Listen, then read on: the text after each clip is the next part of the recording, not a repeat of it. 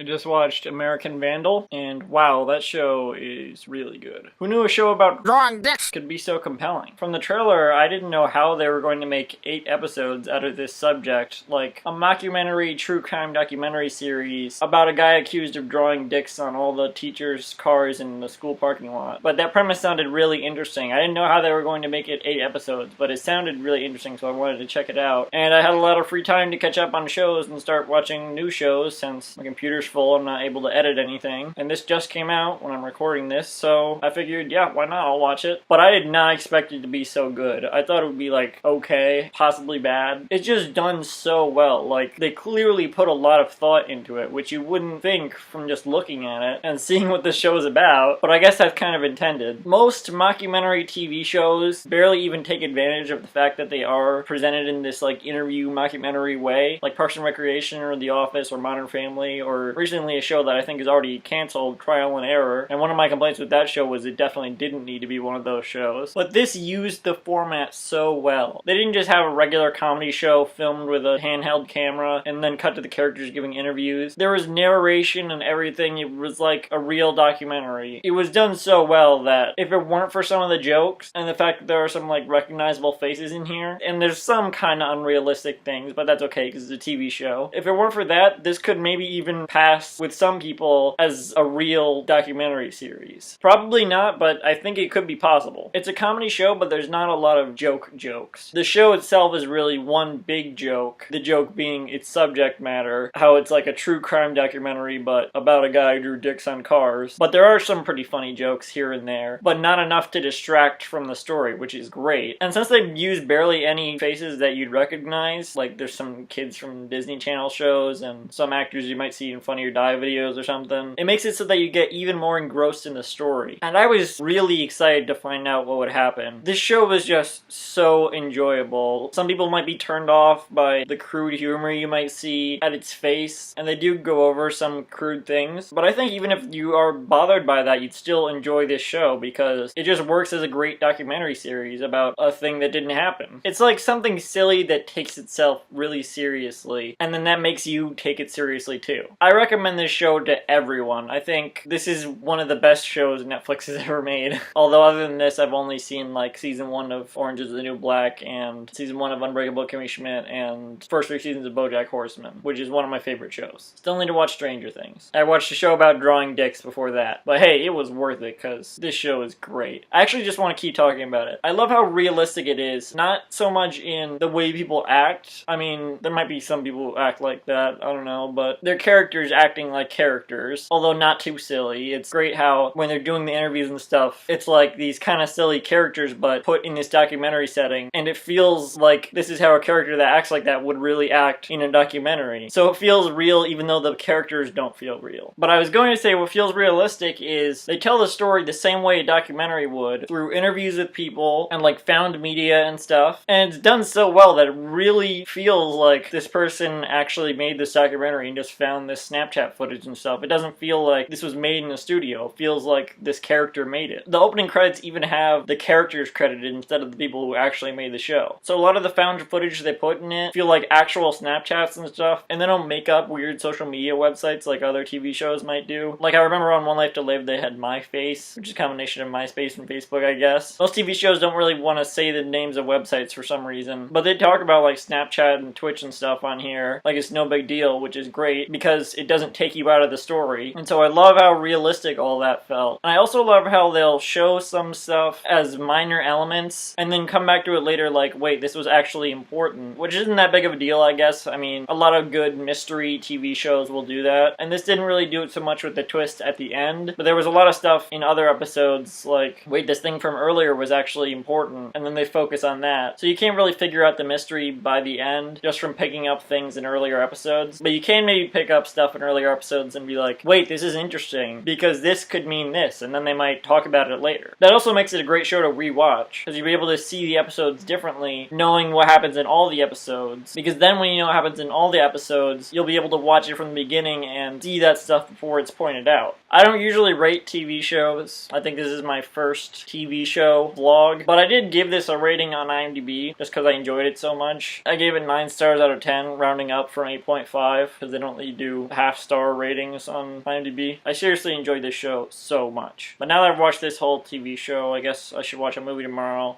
I'll probably watch Trolls.